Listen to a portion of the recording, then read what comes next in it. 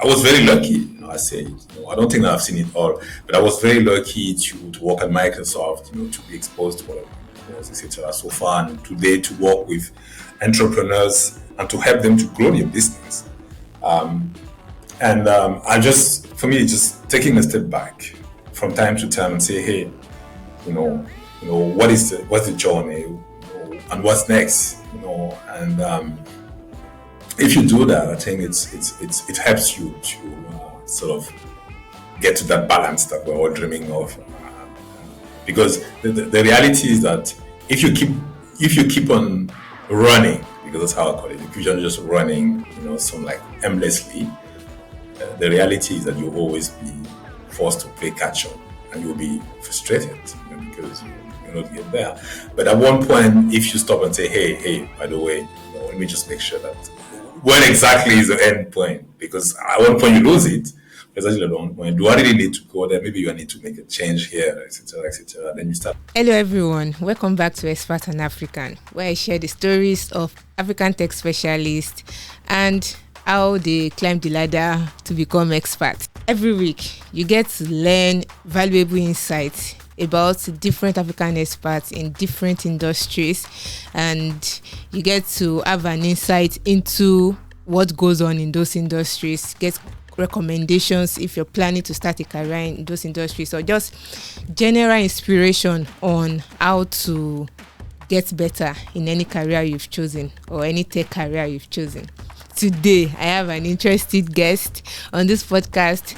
His name is Serge Ntamack, a Cameroonian policy expert, and he has been in the field for over 17 years, but particularly he spent almost 15 years at Microsoft, leading compliance, policy, legal affairs. That is huge, and that is a part of the conversation I can't wait to get to. Up until December 2021, he was the head corporate, external and legal affairs at Microsoft.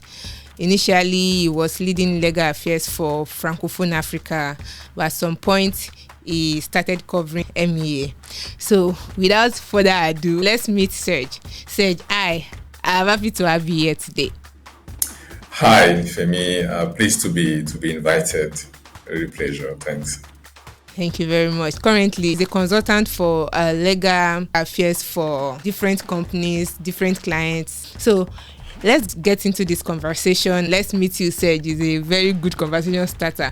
Well, I don't want you to get lost in that, so you can just start with where you grew up, how you started, the academic background, how you got into law to have a legal background. So let's start with that. Oh, thanks. It's very interesting story to tell, I guess. Very interesting. My parents were both working in both bankers. So I moved a lot when I was very young. If I recall, actually, I didn't spend more than 2 or 3 years in a single place. It means that I didn't really make friendships. When I was at high school or before that, I was moving a lot around Cameroon. But I think I spent the majority of my life growing up in Yaoundé. Yaoundé is the capital city of Cameroon. It's a very hilly place. It's a bit of Abuja if you Nigeria. It has a very good climate, very quiet place, very administrative, bureaucratic. A lot of people wearing ties and looking serious. But it's very different from the other big city in Cameroon, which is Douala. So look, I grew up there. The only boy in a family of women with sisters, and I always had interest in. I used to read a lot. I'm still a very avid reader. I can read at least 2 or 3 books per week. But, so I was very interested in politics. Yeah, I'm trying to. I used to read more than that, but today I'm struggling to read 2 books every week. But I'm trying to keep up with that. that rhythm. So I was always been interested in, but very curious, literature, very open to the world. And I remember that my dad used to travel quite a bit as a banker, and he was reading his newspapers every day. And once he dropped the newspapers, and I always take them to my bedroom and read them. And he was always chasing me. So where are my newspapers in this house? I know one person who is always taking my newspapers. It was very interesting. It was like a game between him and I. But I was reading a lot, and so I got interested in. Always got interested in politics, in foreign countries, foreign culture. In addition to that, I always had, I don't know where that came, maybe because my parents were bankers, I don't know, but I always had that sense of justice, that things had to be, there are some principles, you have to follow principles. And I remember once at school,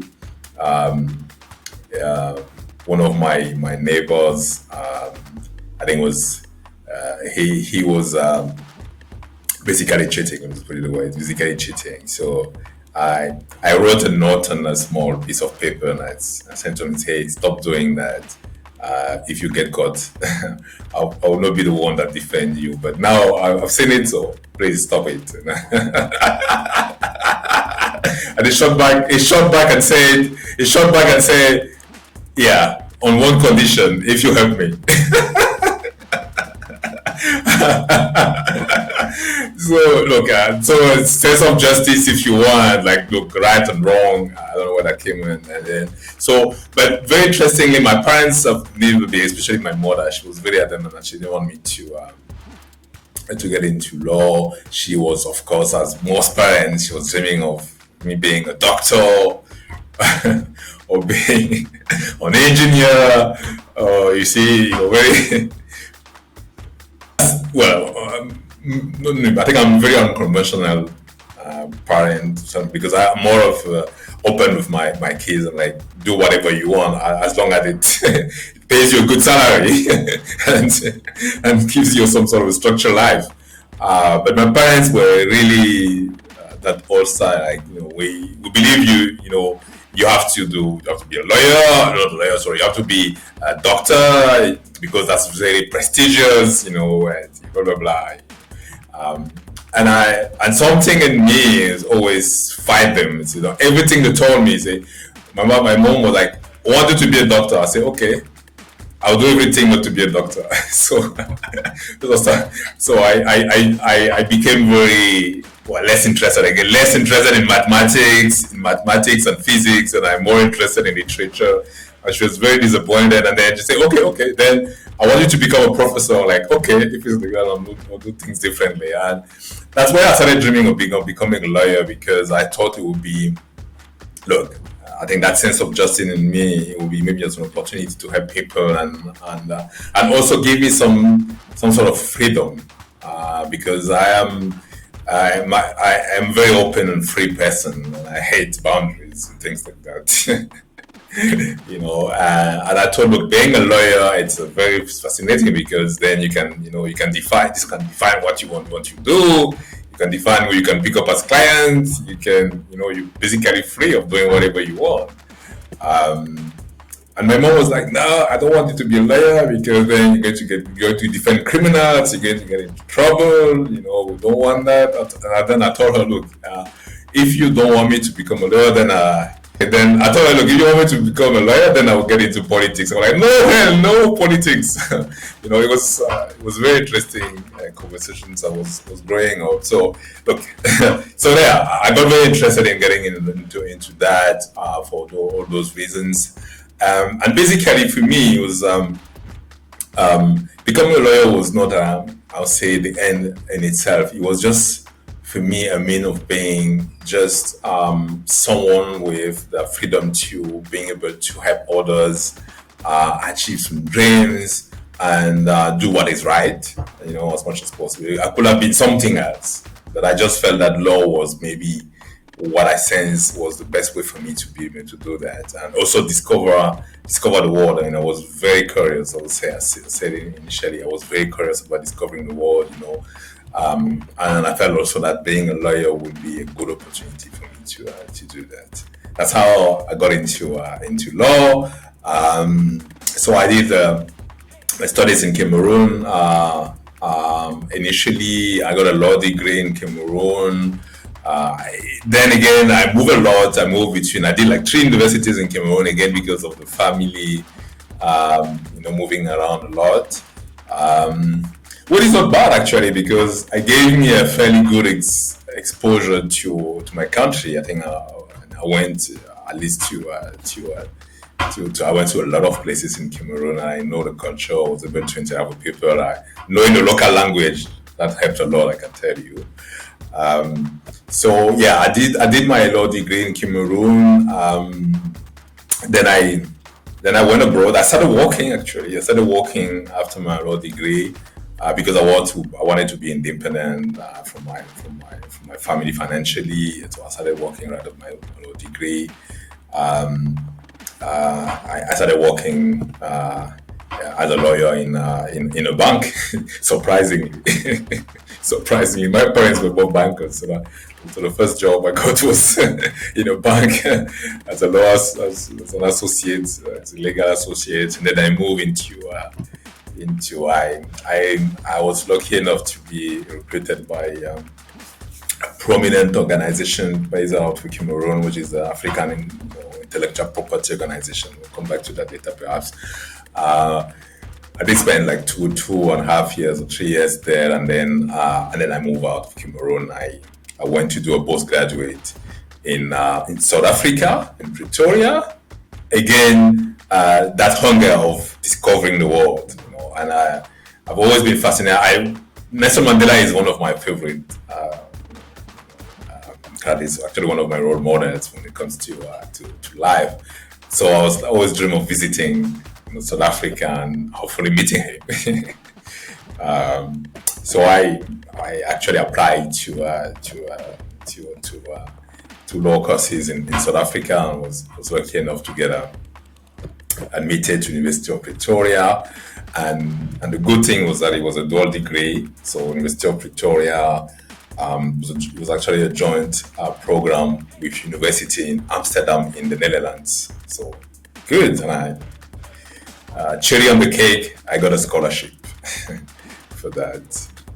So I did a master's degree in South Africa, part of it in Amsterdam, in the Netherlands. And then I finished that part of my life by spending 6 months in a few months in Switzerland as part of the law degree, and I did some work there with the World Trade Organization. It was more of an internship and then a consultancy. So that's consultancy. So that's basically how I became a lawyer and how was my legal journey as a student.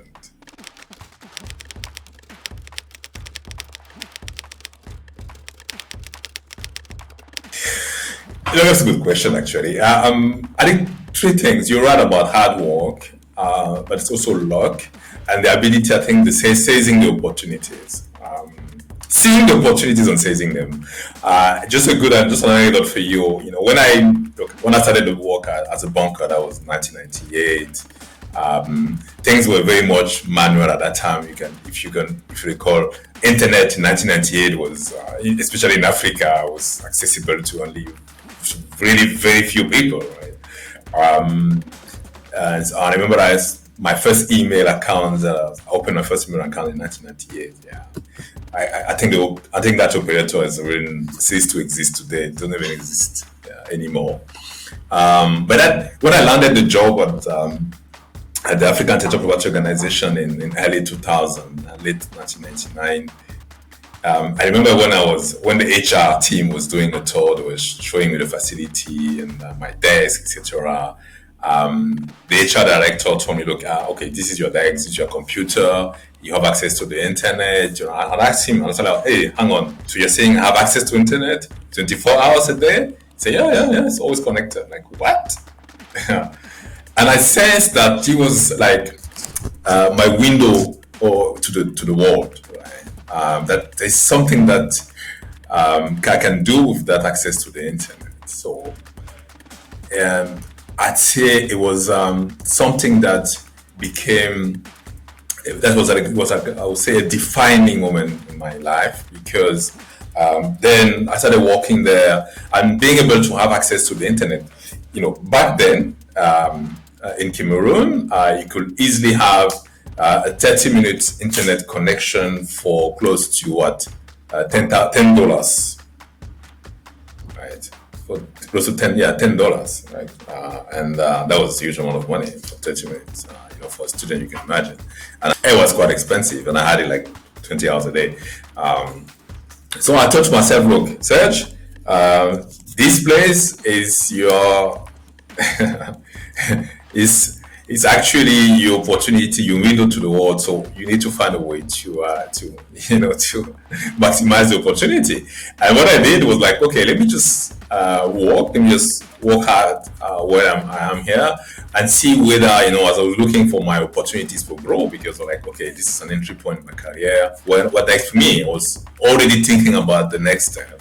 And that's also something that I think it defines me. I'm always thinking about, okay, what next for me? Maybe because, and that's very interesting comment from a friend of mine, say you get bored easily. That's what he told me. Maybe that's why you're always thinking about your next move. But I tend to think that it's more about, how do I seize the next opportunity? So I started looking I said, okay, one thing that I have a law degree. I graduated among the best in my university. I have a good job, I think, in Cameroon, starting international exposure, working in an international organization. But there is something else that I miss, and it's maybe I actually spent my degree. My law degree was actually had it in a university that is almost entirely francophone, and it was in French, right? And I told, look, I speak fairly good English. Why not having postgraduate in English? In a country, speaking country, that would give me an edge, I think, on career-wise on the job market. I really sensed it. Frankly, I didn't have any conversation with anybody at that time. I just felt that there was something that I needed to do on that front to have an sort of advantage. So I started thinking out, okay, what's going to do? So I started looking for postgraduates in Africa and Europe and everywhere that really matched my profile. And I started applying, and I remember that between, I think, year 2 of my when I started working at African Teleportry to the end, to my departure, I think I probably applied to like 20 every year, like 20 universities. Yeah, probably sent like 20 applications to university over 2.5 years. Yeah, I was admitted to, I think, 6 or 7, and I picked Pretoria because there was that joint program, and it was the first program, and it was it came with the scholarship. It was not the most prestigious at that time, I must say, but it was one that I really felt that would give me, not only because I dreamed of going to South Africa, but also I just felt that because it was a new program, we'll have some sort of first mover advantage. Everything, you actually define the program by yourself, blah, blah. So I actually applied, and then I got this letter from Pretoria and Amsterdam that I got admitted into the program. And I think what made the difference, I think the first was my profile. I think I started working. I was a professional already. More than 2.5 years of experience in an international organization that was recognized. I think the second thing was I spoke both French and English. I was bilingual, and I must say that I was the only one in that intake, in that promotion, that was actually bilingual. And I've actually discovered it to be a fairly I would say a good alternative has been an advantage for me throughout my career to speak both French and English, especially working in Africa. So yeah, speaking both English and French, and then thirdly, I think I prepared the interviews and application process quite seriously. I actually researched extensively, and I developed. I think that's at that time that I actually started developing that habit of every time I want to do something, applying, for instance, to a program or writing something, etc., I do an extensive research on the internet. In fact, I've now gotten so used to doing research on the internet that I find it difficult to do manual research. Yeah, so I think it's really researching extensively, doing my homework quite a lot. So I think I got prepared. I was well prepared for the interviews. And yeah, I think those are some of the I believe some of the things that played in my favor.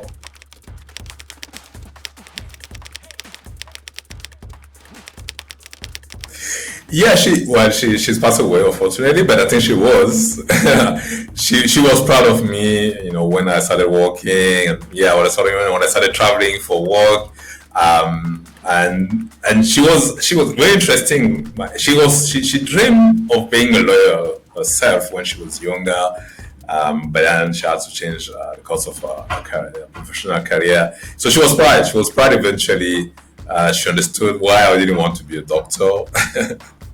Eventually, yeah, she was happy for me, and we used to spend hours on the phone talking about statutes and legal records. She became quite interested in what I do.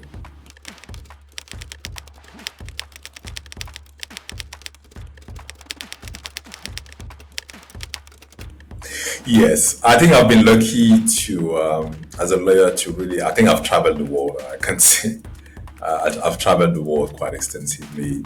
Um, um, from Africa, I think I've probably been to. I would say probably 75% of the countries in Africa, frankly, frankly, and I've lived in various countries. In Africa, I lived in Nigeria, for instance.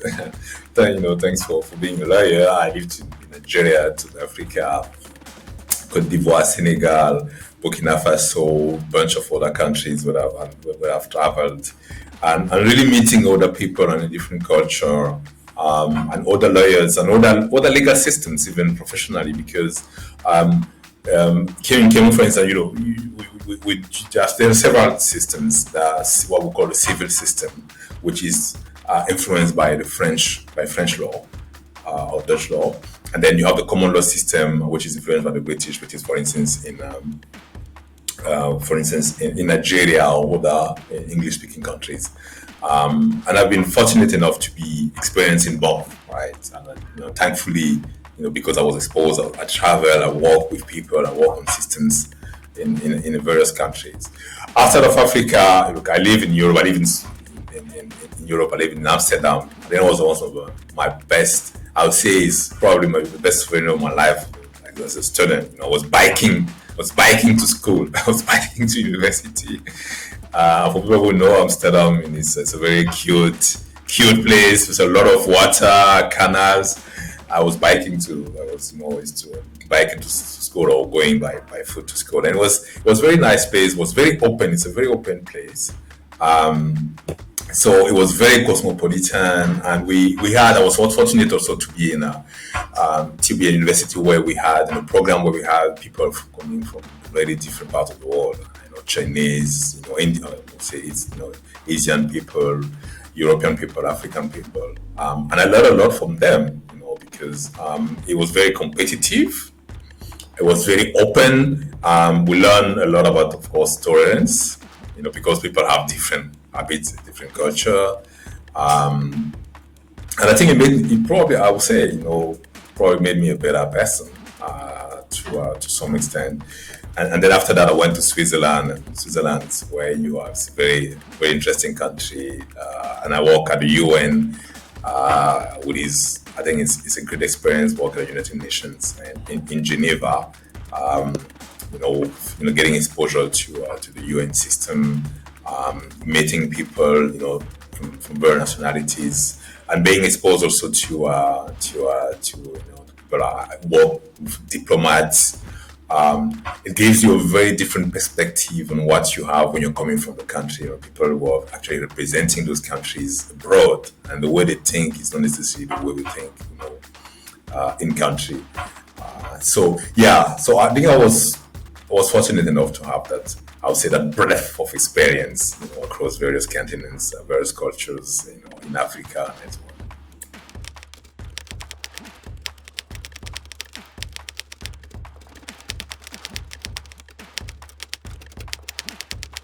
Yeah, it's quite a long time. That's true. One thing that just before we just get into the details, our legal system is a bit different from the one, for instance, you have in Nigeria.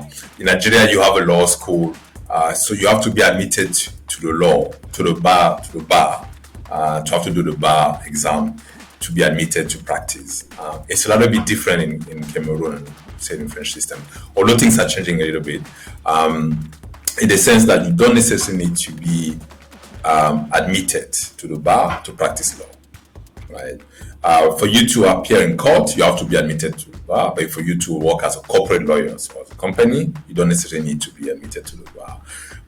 So I actually didn't do the bar exam. I started working right away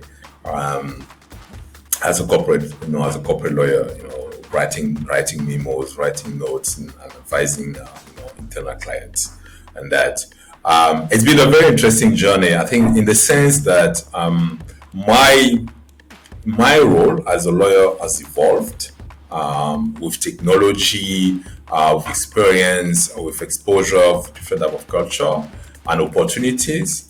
But even my own approach to law has evolved, and I'll explain that. 1998, you didn't have internet; it was nascent internet, right? I was working in intellectual property, in banking, then intellectual property.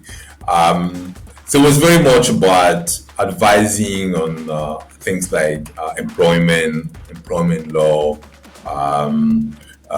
things like contract law. Very, very simple, I would say. Very standard legal issues. And then internet came in, sort of blossom and changed everything. So when I moved into when I went to Pretoria and I did my postgraduate in international trade law, then I moved into Geneva. Then I said, okay, once I was done with that, okay, let me just go back to a career in corporate career. Very interestingly, the opportunities that I got at that time, I was working the UN in Geneva, but I wasn't necessarily interested in staying there. I wanted to come back to Africa because I really felt that because of the internet revolution, because of the fact that I thought there would be, the opportunities for growth will be in Africa, not necessarily in Europe where I was. And that if I want to make a difference, if I can make a difference, it will be in Africa because there is so much to do. So I was keen to come back. I had several offers and opportunities, and then I settled to go back to Africa, but not to Cameroon. And I went to Senegal actually, and not as a corporate lawyer, right? And again, because I was curious to explore new. And what happened is because since I've studied international trade law, so I was really interested, and knowledgeable in terms of things like customs law, or for instance, things like how do you move goods across borders, and what are the laws that apply to that, and how is it being addressed across the world. And more interestingly, and a case in point, the company I joined wanted to move. It was actually setting up a production facility in Nigeria. We've completed it, and they wanted to move goods across West Africa by leveraging, regional economic communities like ECOWAS. Right? So they were looking for someone who can help them to understand, the various, provisions in ECOWAS or regional economic communities, and how to take advantage of them, of those provisions or regulations to move their products across different countries. With that, with very limited issues or roadblocks. So I was very interested in that because it was very different from what I did before. It was novel, and I thought that, look, a lawyer, and that's another defining, I would say, point in my career, in my life, is that you have to evolve in life. And a lawyer, for instance, is not only about the standard lawyering that we know. It's really about how do you adapt to the opportunities and the circumstances to provide advice to your clients. That's what a lawyer is. And that was a different type of role for me as a lawyer. So look, I enthusiastically came back. I moved back to Africa, to Senegal. It was my first time living in Senegal. Wonderful time, new role, a lot of travel, understanding the various structures, the various regional economic communities. I had really fun because it was new. It was a new role, almost an entire new role, and we had to define the rules of that role. So I was creative. I was really called to be creative and define my role.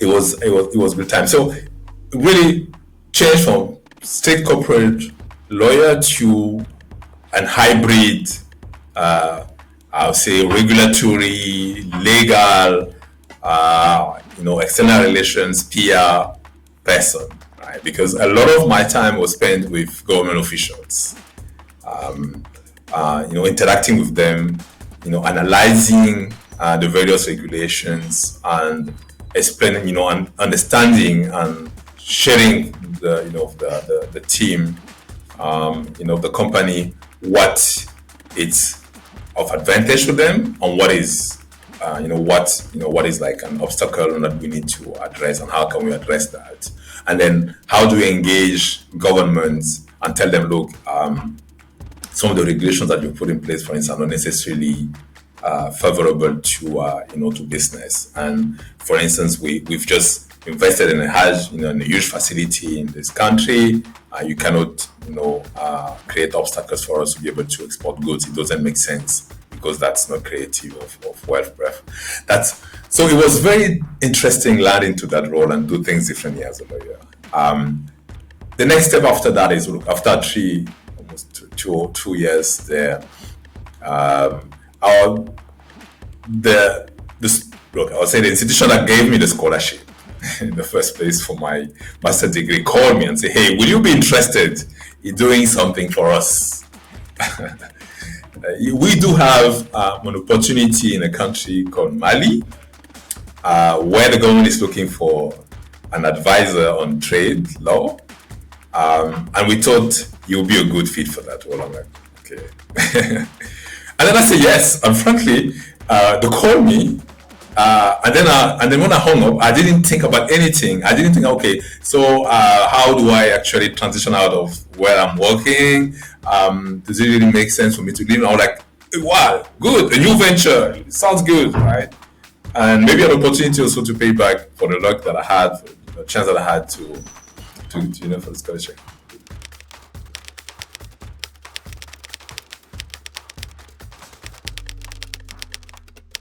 Yeah, it's a different market, that's true. And it was a different role because then I've been working with governments, but as a representative of a company. Now I'm going to be embedded in the government, working with the government as an expert, if you want, sitting there and telling them what they ought to do. And I'm not from that country, So it was a great experience. And interestingly, my boss at the time, the minister was advising at the time in Mali, later become a prime minister in that country.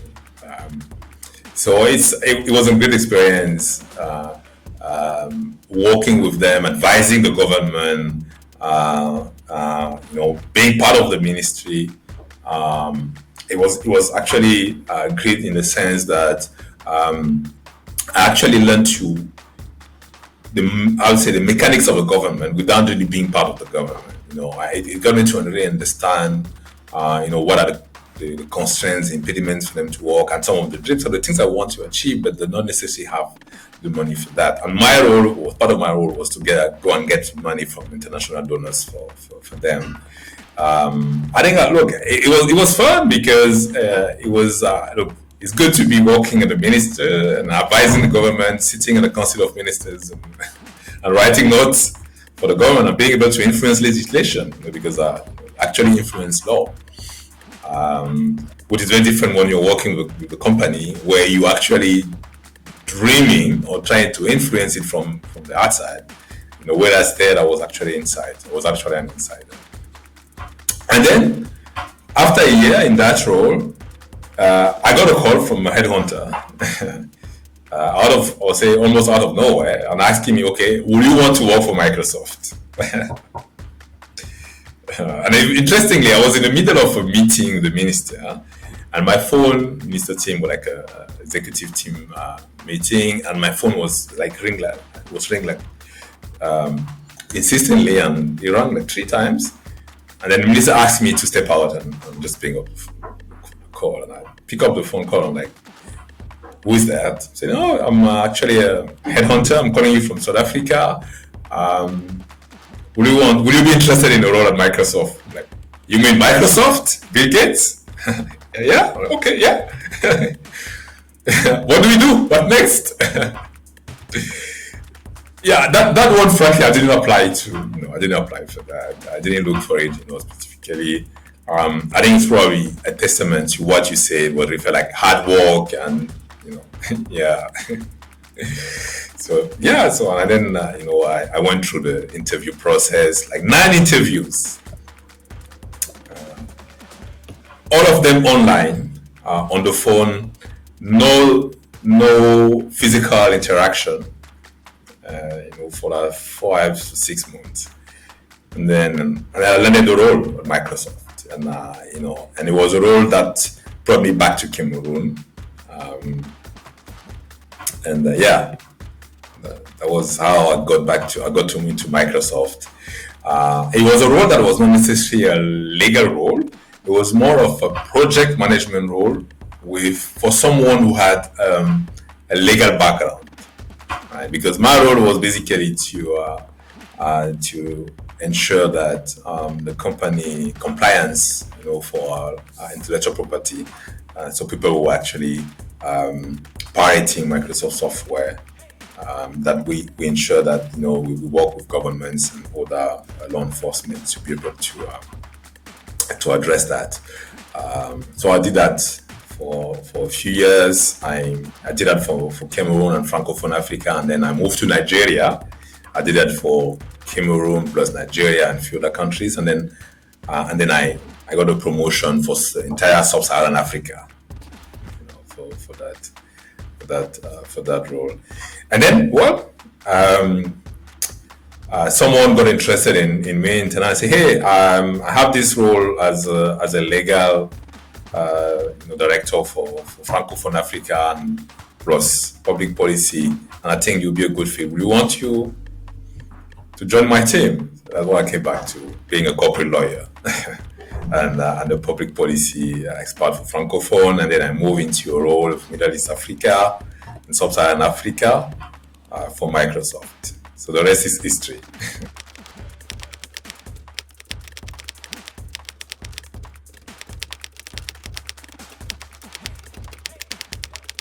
I will give you a lawyer's response, which is it depends on everyone's.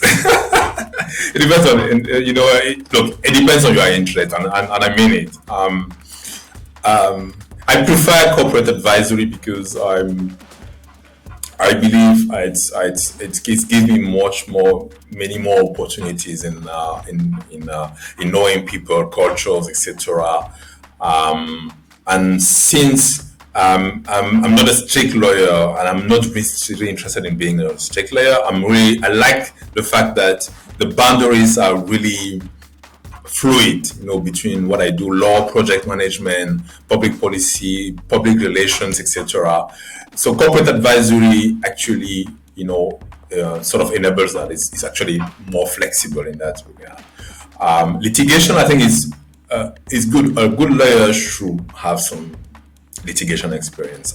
My litigation experience is very limited, but I think it's good to have it.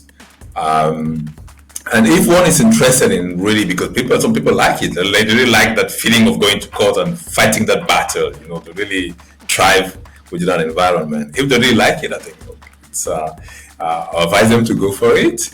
But now, personally, I would say, look, my inclination is in advisory for the reasons that I outlined before, because that's what I like. That's what I think is very open-minded. It gave me more sort of perspective in actually going into sideways into other into other areas. So yeah, that's a very lawyer's answer.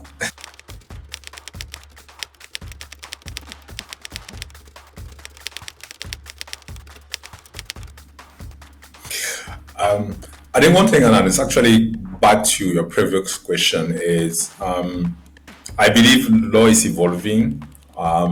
Even things like the division between litigation and advisory, for me, eventually will disappear. It's now actually very blurry because technology, for instance, is changing so much.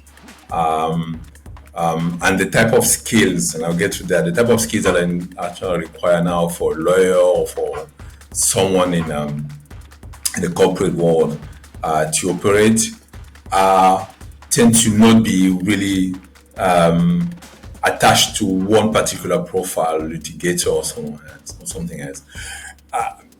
What are some of the skills that I think that help me to sort of grow professionally? I think one thing that I'll say it's important that I've actually cultivated is I think it's the ability to and it's very important, the ability to really be open to change and adaptable. When I look at my background and I look at my experience, and I think I've done so many things. I work in so many different industries that I think one thing that I can define is just is that adaptability, agility, and that ability to basically do several things at the same time. That's one thing. I think the second thing that I'll say it's important to have is some sort of a discipline. Well, lawyers have to be disciplined. You have to be disciplined, you have to be focused. Because ultimately, what is a lawyer's role is to serve clients. We serve clients, right? Just as a customer agent, etc. Experience agent, we do serve our clients. And we all know that clients are king. So what you do, you have to be really disciplined. You have to be really structured to be able to offer that. I think the third thing I'll say that helped me is most of the time when you are a lawyer in a corporate world, even outside, people turn to you for the expert advice. And usually, and I've noticed that, people listen to lawyers. And so what the lawyer says is usually what people, sort of take for advice. So you have to be, you really have to be, I would say, thoughtful, very analytical, and very, I would say, you have to be careful with how you articulate and what you say when you're giving advice.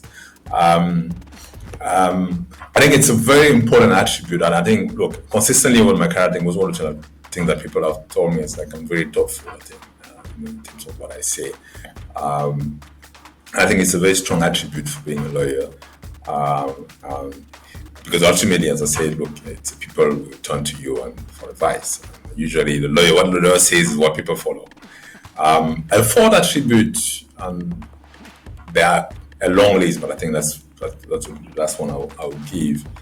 For me is look, you said it, but reading, I think is more than reading. I think you have to be a curious mind.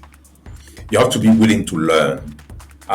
In fact, one of the reasons why the word I don't really, I would say, really like the word expert, because to me, I hear it as something that is like fixed, some sort of a fixed mindset. Expert, no. I'm more of a learner. I define myself as a learner who is who is giving out, who is sharing his learnings. And I think that's, for me, that's one of the most important attributes. It's, of course, you can tie it to humility, etc. But really learning, you have to be, ready to learn, throughout, your career all the time, because things change a lot.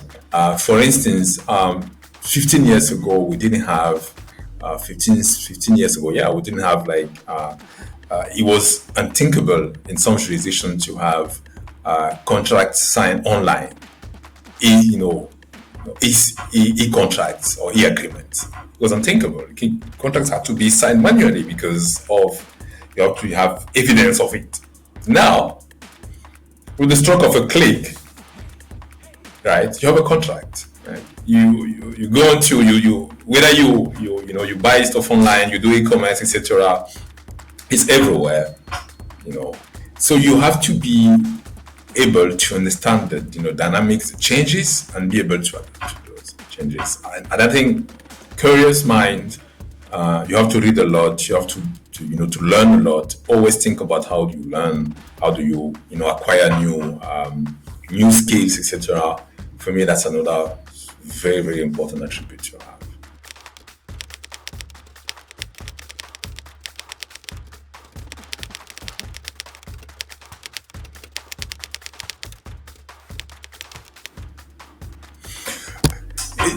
Look, I think interesting is, for me, I think each of these experiences gave me insights into how the world, especially the business world, operates. Let me just elaborate on that.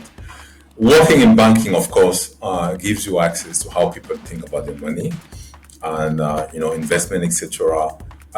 It was important for me as a young year, because my first assignment, for instance, when I started, was to review loans agreements.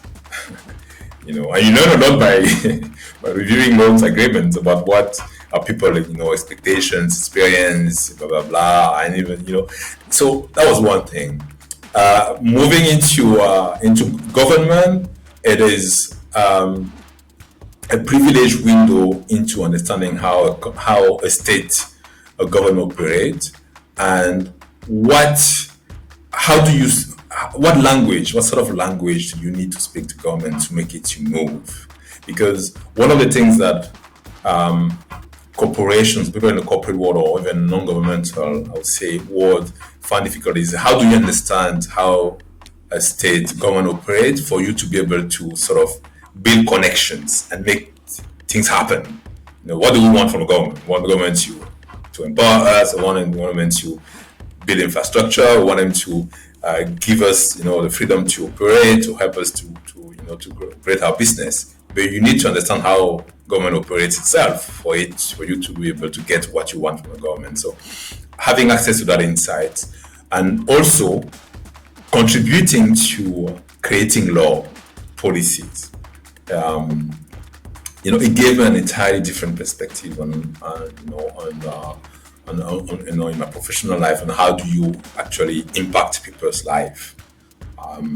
Working in manufacturing was great because it gave me it gave me insights and a very good experience on how do you ensure optimal operations. How do you optimize operations and to make them efficient, to ensure that the products that you're selling is visible and accessible to our clients all the time. It is brilliant. You need perfect execution. You need structured discipline. You need to make sure that people do, everyone does what he does at that time. Because if you don't have the products in front of the client, you're not selling. So you need to sell. If you don't have the product in the front of the client, you don't sell. If you don't have the product at the factory that is being produced, you don't have a product. So you have to make sure that your execution is flawless across the board. And I absolutely love that experience. It was really a true immersion into how fast-moving goods and manufacturing operate. And manufacturing, arguably, frankly, is actually one of the providers of growth and jobs in our countries. We need to have factories and manufacturing facilities to create employment for people and to create wealth. And then IT, working in Microsoft software industry was fantastic, because then you are on the side of intellectual property. You create in a very fast moving area technology. It changes all the time, and hence adaptability. When I spoke about adaptability, it changes all the time. From the time I joined Microsoft, when I joined Microsoft in 2007, there was no single word about the cloud computing. Nobody talked about cloud computing, right? We were still talking about, at that time, we were still using DVDs and CDs and installing systems. Can you imagine? All of that disappeared. Today, it's so ubiquitous. Where you and I actually were using cloud computing. Look, we're having this conversation recorded on the cloud. Think about it. 15 years ago, it didn't exist. So things change so much in technology. So adaptability and just being ahead of the curve all the time, right?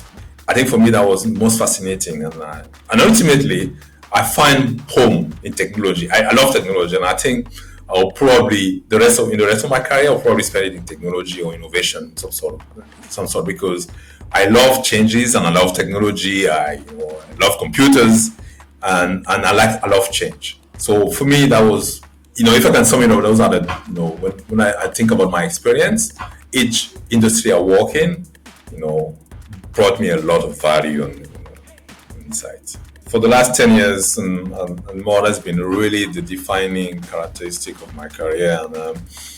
And I find myself really at home in technology because of the continuous change, because of the fact that I realized, and back to the point I made initially, that I wanted to discover the world. I wanted to do good, to do justice. I discovered that technology is actually, one of the tools that we can use to do good, to do well, to create change, to help Africa, especially to develop, without having to pay a heavy price, because we don't necessarily have the money to invest as in other countries, and technology help us to leapfrog. Let me just use that word, to leapfrog to some extent. With technology, you can actually improve people productivity. Talking about working remotely, etc. You can empower children. They can learn, things like coding. It can change your life. You can find a job with that. Etc. So it was really that sort of drive that I have with technology, and I believe it has the power to change Africa. We're already seeing it, right? We're seeing in Nigeria, for instance, all the innovation that is coming up with in fintech.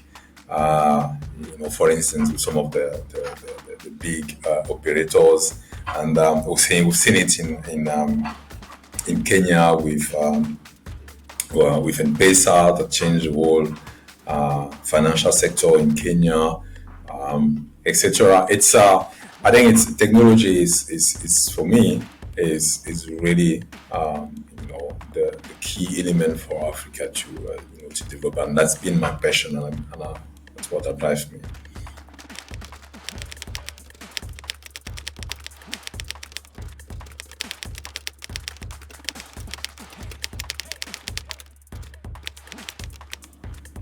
Yeah, no, it's a good question actually. Yeah, I think when you, of course, it's good to have your law degree, and in countries where that is required, to have your bar, admission. That is a prerequisite, I think, if you want to be a good lawyer.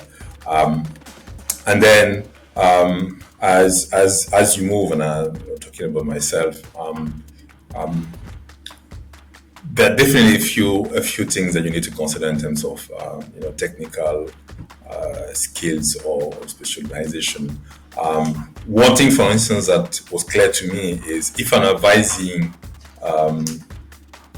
clients or advising in my company, I need to understand the product. For instance, in IT, I needed to understand what a Microsoft product line to be able to talk about it as an expert. Because it's good to be a good lawyer, but a good lawyer is as good as his knowledge of his people and his products. And I give you a good example. We're using this product, for instance, and let's assume that it's having some sort of issue, and you come to me as your lawyer and say, okay, can you help me, because I'm having this issue and I want to file a claim, or I want to, etc. I will not necessarily tell you file a claim because it's not working. I'll try to understand how it works and how that came to the situation that you are in, and then I'll be in a better position to advise you on whether you are filing a claim is the right way to go, and even if maybe you have additional opportunities to get compensation. So I really understand the product. For instance, I did some certifications in Microsoft solutions to be able to understand the product. That's one thing. The second thing is I did some leadership courses because a lawyer, and back to the point I made earlier, usually we are the last standing in the room. When everyone is like, okay, so what is the lawyer's advice, opinion? You need to be able to give an honest, thoughtful, and credible opinion. And for that, I think it's important to do. I did it for myself, leadership courses, etc., to really understand what it means to be a leader, and really understand, how dynamics, how do you operate or interconnect with other people. So that's one thing. The other thing also I'll add to that is in terms of skills is, look, usually for lawyers, especially when you are an admitted lawyer, they are continuing what we call continuing legal education. But I think it's important, if you can, to have maybe some sort of a degree in business or something like that. I haven't done it. I had actually short courses. For instance, finance for non-finance managers. That was one of the courses that I did. Because at one point, I needed to advise the finance team, advise the technical team, etc. And you need to be able to speak the language of the client again. I needed to understand, what a finance team thinks, how do they think, etc. So some of these certifications or courses are very important. When you're serving particular constituents, I think it's important to know, or at least to understand the language, or to take certifications when possible, or do a degree in business, for instance, if you can. And the job market today, for instance, for those who can afford it, having a law degree plus an MBA, Master in Business Education, or Masters in Finance, etc., it's very much sought after. It's, because then you bring additional value to the table. You can speak law, you can speak business. So that's some of the examples that I can give in terms of the additional skills and certifications that people can have. Something else that I can maybe just encourage people to consider is, and that is depending on, in terms of your career perspective. For instance, at one point in my career, I was thinking of, okay, what is the next move for me? I really want to, again, I said I want to be helpful to the society. So I considered joining, just going back to not-for-profit. Then I need to take a training on that, and perhaps after some years of experience, like what I have, people are coming to me to ask for advice, not necessarily in terms of business advice, but for instance, strategic advice. For instance, one of the things that I'm doing, and I wanted to talk to you to that after this, is helping, for instance, startup founders mentoring them, supporting them, etc. So being part of a board, for instance, of directors, it's a totally different sort of skills that you need to have. And again, so depending on your career profile, your aspirations, if you want to move to that level, you might need to consider, for instance, courses in that, experience or knowledge in that area.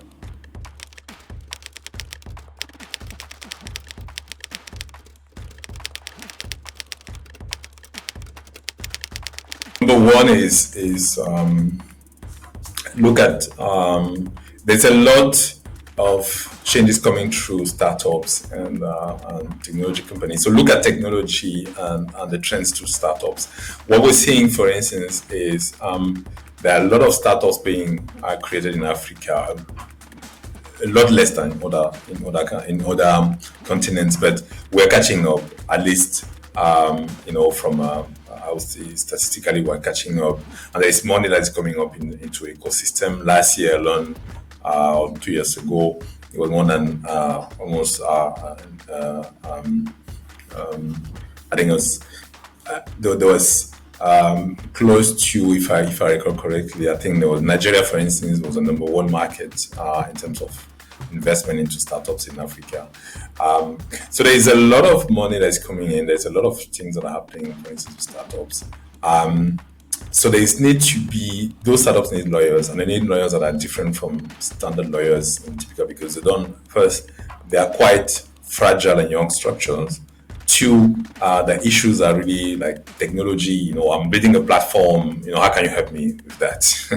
It's not about I have these 10 employment contracts and I want to get rid of employees. How do we do? Yeah, it exists, but it's more about how do you write unconventional contracts for me? To be better. And how, for instance, also how do you help me to for instance, to contract with my investors? Because I'm a startup founder, I want to raise money. I have these investors who want to invest. How can you help me to tie it up, and just to make sure that, for instance, I can keep control of the company, etc., etc. And these are things that are the new trends that we need to consider. So when you think into getting into this into law, into this area, etc., you need to consider these things, because these are new trends, and I believe they're going to be there for a while, because there is this dynamism in that space. The third thing I'll notice is, even in a big corporations like Microsoft, that is investing heavily in things like in cloud computing. For instance, people may not know or may know, but behind cloud computing, you have huge servers, huge data centers, scattered across the world, where and data are being sort of transferred, within the data center, etc., hosted there. It's a totally different type of legal area. How do you, manage, for instance, privacy? Just making sure, for instance, like people's data well kept, right? No necessarily disclosed, are protected, etc. Data privacy. How do you do that, for instance? And there are not many specialists. And personally, I did a certification on privacy, but there's a lot there to be done. There's also a lot of concerns still on technology about security of our data. When you're using your credit card or your debit card, how you make sure that it's not going to be hacked, or your account, your email account is not going to be hacked, or your Instagram account is going to be hacked. There's a lot of concerns about cybersecurity, and there's need for people, specialized in cybersecurity. Who can, write contracts, around cybersecurity, or can help on, enforcement on cybersecurity requirements, etc., or standards. Also, in terms of the things that I can advise people to consider, there's some skills around, what I would call, you talk a bit about that, the soft skills, communications. And if you get into corporate world, it's one thing is to do what you're being asked to do, but equally and more importantly is to tell people, to talk about what you're doing. Because if you don't talk about what you're doing, frankly, nobody will know. And it's a very important skill. Communication is very important skill, being able to communicate. And one of my mentors and even one of my managers at Microsoft used to tell me, because for me it's one of the areas of improvement personally, is over communicate. Like, don't be afraid to over communicate. It's better than insufficiently communicate. So communication is very important. Being on top of things, sending a reminder, connecting with people, asking for opinion, sharing your opinion proactively. That is super important. You add to that, ability to present, of course, to present, to be able to come to people and just concisely and precisely, just share a point. For instance, if you're presenting to an executive, let me tell you, they're very busy people usually, so they don't have much time. So if they give you a little bit of their time, what they expect is usually for you to come to them and tell them, this is the problem and this is the solution. Let's decide. They are not expecting you to come and ask them to give you the solution. It doesn't work like that. So you have to be very super concise and very clear about it. So executive communication is also very important to consider. Yeah. So look, there are a lot of things to consider, but those are some of the things that I will probably advise people to pay attention to.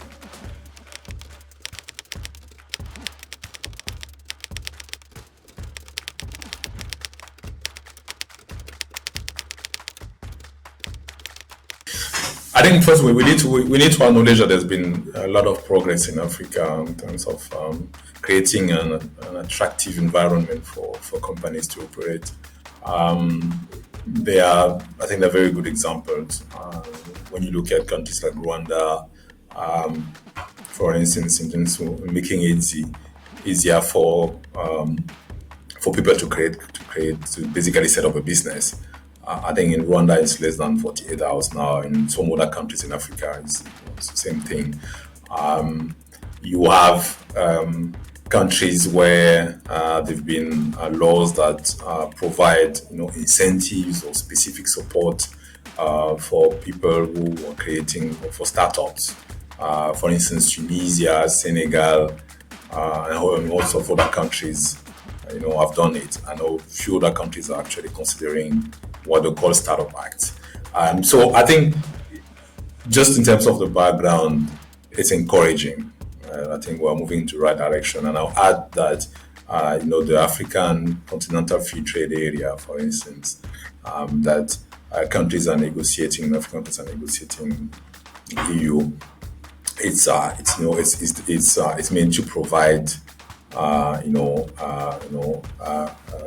sort of uniform regulations across the board and make it easier, for companies to trade across borders among the members. So yeah, that's for me. It's let's just acknowledge that there's been some progress. Now, in terms of my perspective and some of the advice. I think there's always this tension between, what, let me just put it this way, what the private sector wants. Obviously, as much freedom to operate as possible, etc.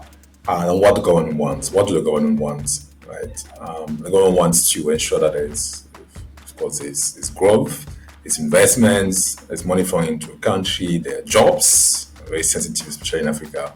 Job creation, we want employment because there's huge unemployment, especially for youth in Africa. But how do you reconcile that? And I think we need to be very thoughtful both from government perspective, and even from private actors. Let me just elaborate on that. I think governments need to be. I think that we have to move beyond. You can set up a company in 28 hours in my country, and then boom. Yeah. So what? What is it different? It's good. It's a good starting point, but how is it different from what your neighbor is doing? We should move to a place where governments say, for instance, I'm in a unique position. I've invested in education. My people are well educated, speak both French and English, for instance. I'm just giving examples. Or I've invested a lot in, for instance, in digital skills. So if you come to my country, find people who can, for instance, do coding, things like that, or who are very good IT support engineers, or who can good community managers. So invest in my country, and you have that, that those skills available. In addition, I can make things easy for you to set up a business, etc. So we really need to move into that direction where countries really think through what exactly are their advantages in sort of a market. Let's call it a market, because countries compete, to offer advantages. So what are the markets? So why me? I have money, I have investors. Why should I come to Nigeria? Yes, the market is big, etc. But why should I come to Nigeria? So government should really be thoughtful about that. And I think that's still lacking a bit. That's one thing. The second thing is on the other side, I think we have to be careful. Again, on the side of the government, we have to be careful about what is perceived, for instance, big for national investments versus what is this exactly. And I'll give you an example. I've worked in an IT company. A data center, for instance, is a massive facility, 100 square meters, but it doesn't actually provide any jobs. In fact, it's like an empty warehouse. You have racks of servers, and usually don't have a lot of people to man that because it's digital. But a lot of governments love it because it's visible, it's physical. They can come and cut the ribbons and say, wow, we have this investment in our country, it's providing. No, you have to be careful about what type of investment. What we need is type of investment, what we need to encourage, investment that are more capital intensive and in the sense that they bring jobs, actual jobs, so manufacturing, etc. And also that can bring technology to the country so we can actually take that technology, and use it to our own advantage, like countries in East Asia did, Singapore, on the countries like China, etc. That's what we need, to do. Now, in terms of the so startups typically don't have the capacity like big corporations to address red tape or roadblocks in the regulation. But the reality is that, admittedly, most of the jobs will come and the growth will come from startups and small and medium-sized enterprises. These are two different things, actually. So governments need to pay attention to the needs of startups and make things easier for them to do. For instance, why not invest on research and development? For them, helping them, for instance, say, hey, I'm seeing that you are investing in, for instance, in artificial intelligence. To now that we're having issues with climate change, etc., and we are seeing that there's some sort of issues with water, and you are seeing, for instance, as young startup that is investing on AI, artificial intelligence tools to, for instance, to lower the consumption of water. Why not giving them, for instance, tax credits, and so they don't have to pay, for instance, taxes over 5 years, and they can invest their money in research and development? Why not helping them, for instance, in terms of, for instance, posting them abroad in countries where they can actually learn that knowledge and just bring it back home? So we really need to be thoughtful in how we structure that. And startups, for instance, need to look into what are the areas where we can actually bring value, right? Where we can actually bring value, and and where there is really need in the country, for us to move in there so we can get the right support for it. Yes, we won't be necessarily in a position to change regulation, although I think that's coming. But how can we actually get into areas where we know that there are needs, and we can actually bring value, and we can get money and support for that. So it's really I would say a two-side play.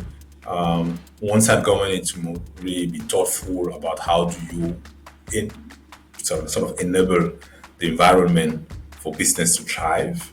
It's not necessarily about just changing regulation or setting up business in 24 hours. It's much more than that. And on the other side, private sector, startups, corporations, right? For instance, you need to really think about where exactly, where to invest money, and which sectors that really make sense, where there's really need and value for that you do. And cleverly, being able to extract some concessions from governments, because I've seen it, as part of my work with, in IT, in terms of the bargaining with governments. Say, hey, we're investing so much, this amount of money, give us, for instance, access to this and this and this. We need to be better at doing that as well.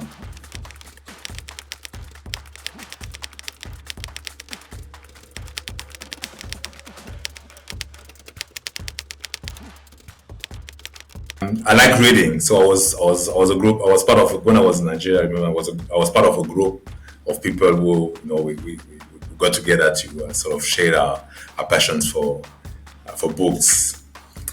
I love traveling a lot, discovering like weird places, and I think one of the last places where I went was really like out of curiosity was Cabo Verde. Cabo Verde is an island. I don't know if you heard about Cabo Verde. It's an island off the coast of Senegal, and it's a very interesting place because it was actually it was a transit place for cargoes, for boats on their road to America with slaves from Africa. So they were used to stop there for refueling or things like that. So I went to Cape Verde. It's a very nice place. It's a beautiful island. So I love traveling. I love music. I love jazz. And I'm crazy about jazz. I can travel to a very bizarre place just because I heard about it. A jazz festival there. I'm learning to play. I'm trying to learn to play actually guitar. To play, guitar as well. What else? I think one thing that I love the most, I think, is spending time with people.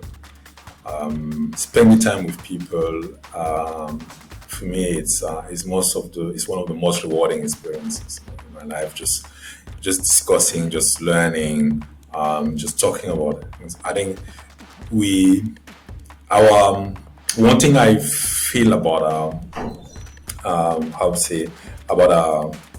area now, about our time now, is we spend so much time on technology. That's the downside of technology. You heard me, talking good about technology and how technology can change Africa, etc. But at the same time, there's a downside that we need to be conscious of it. We spend so much time in front of our computers, in terms of on our phones, etc., and we forget to connect with humans. We're losing our humanity. And that's not good, right? People will spend time on Twitter, will spend time on WhatsApp, etc., and they will not greet their neighbors. They won't greet their neighbors, but they will chit chat on on social media, but they won't greet their neighbors. They don't even know who their neighbor is. And knowing how traditional Africans we are, it's really weird. I think we shouldn't lose our soul to technology. So we have to be careful and keep that emotional connections going. We need to talk to people, connect with people, learn about people, because that's how we grow. Technology is just a mean. It's not an end.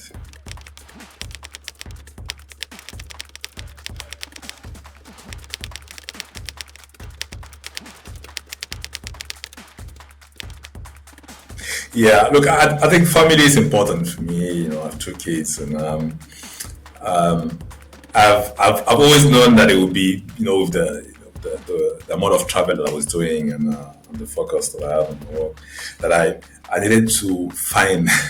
So I don't think that is work life. By the way, I don't think that is anything like work life balance.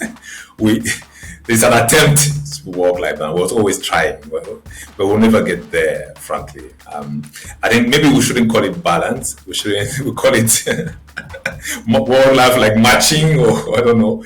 It's what I try to do is, management. On management, it's what I try to say. What I try to do is spend quality time with the people that I care about and care about me. For instance, I know I can travel a lot, etc. But when I spend time with my kids, I make sure that even if it's very short time, we get a lot from that connection. It's, for instance, if I have a son who loves basketball, plays basketball, and I always make sure that at least I'm there when he plays basketball, if possible, if I can even drive him to basketball. I can't do that all the time, but at least I make sure that I'm there when it matters to him. Because again, I think it's if you think about it from my perspective as work-life balance, it's always that guilt that you're never quite there in terms of having that balance, because look, work is demanding. It's our time. It's very demanding, and you also need that. You need work for you, to be good. So for me, it's like spending quality time with the loved ones. And the second thing that I just try to get at work-life balance is, and I've been lucky enough, is to turn as much of the time that I spend at work, or using the tools that I have at work, for my personal life. I love technology, so I use technology for to do things. I told you about learning to play guitars. I'm doing an online, actually. I'm using an online tool for that. And I bought a guitar. I'm like, okay, let me just use it. So it helps me, because I know that I'll find a bit of time to go and play guitar, but why not using, my computer and tools that I have to, sort of do it also. So using those tools. And then the third thing, I think the final thing I would do is I think it's just a deep appreciation, I would say, of life. It's working in a very intense environment, international, for 20 years, close to 20 years. I think at one point you don't, and I think, look, I was guilty of that at one point. I believe you really don't appreciate the value of things. I was very lucky, I say. I don't think that I've seen it all, but I was very lucky to work at Microsoft, to be exposed to what it was, etc. So far, and today to work with entrepreneurs and to help them to grow their business. For me, just taking a step back from time to time and say, hey, what's the journey, and what's next, and if you do that, I think it helps you to sort of get to that balance that we're all dreaming of. Because the reality is that if you keep on running, because that's how I call it, if you're just running, aimlessly, the reality is that you'll always be forced to play catch up, and you'll be frustrated, because you're not get there. But at one point, if you stop and say, hey, by the way, let me just make sure that when exactly is the end point, because at one point you lose it. Exactly at one point, do I really need to go there? Maybe you need to make a change here, etc., etc. And then you start reflecting on it and looking at it differently, and maybe that can change your perspective and help you to focus on other things that matters.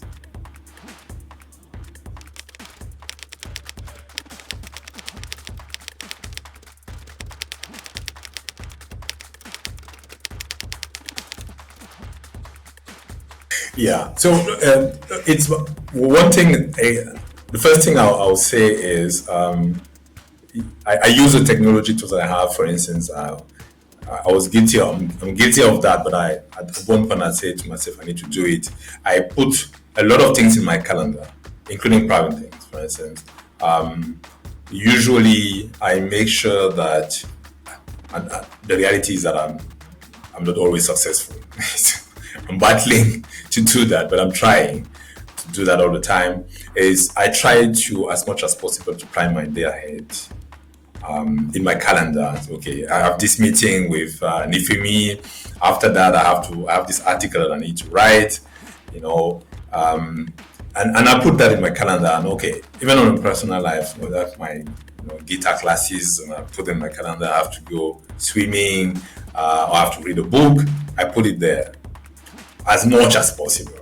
That's just, again, back to the discipline of a lawyer that I told you, because there is so much information for us that we're getting, and there is so much there's so much that's distracting us, social media, etc. That at one point you really need to have like some sort of structure. I try to have that structure. I don't always succeed, frankly. I'm not thinking that I'm the best at that discipline, but at least I'm trying for the most part.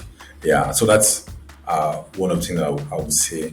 The other thing that I would say is look, one thing I try to do every day is, not every day, every week. Again, something I'm trying to achieve. I'm not always succeeding doing that, but I say, let me spend time every week with at least one person that will teach me something, or that will be value, or that will learn from. Right? Whether a startup, entrepreneur, or a neighbor that is doing something very fancy, very interesting, or even from my family, etc. But I try to keep that hunger to learn by doing that. Like, let me have lunch, for instance. A couple of weeks ago, I had lunch with a friend of mine who is a makeup artist. She's very good at that. She lives in South Africa, and I learned a lot about our business. I'm like, that's very interesting, And there's and this week, well, if it's confirmed, probably sit down with a painter, someone who is an artist, is painting, and I want to understand his painting, and I love art as well. For instance, so I just want to understand, things like that. So just spending time like that, and consciously, just really consciously say, I want that to happen, and I think consciously about it. How do I make sure that I meet people that are interesting, like every week, or as much as possible? Otherwise, most of the time we default to our inner cycle or to people we're comfortable with. And I remember what I said earlier. You need to continue learning. If you stop learning, frankly, there is no value in life anymore.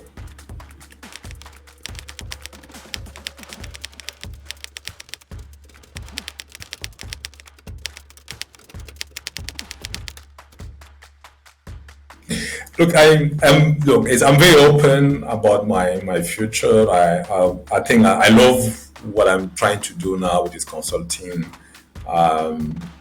I think the wealth of expertise that I'm bringing to the table is one that is valuable for a lot of companies that want to do business in Africa, especially in IT company, or want to understand the regulatory landscape and how to navigate it. I also love, what I'm doing with startups and mentoring and being a business angel investor as well. I hope to be able to find the next unicorn, one of the next unicorns in Africa, and why not making good money, from there. But yeah, but I think it's for me, those are the things that I have in mind now. I don't rule out going back to corporate if there is very interesting challenge for that, because I believe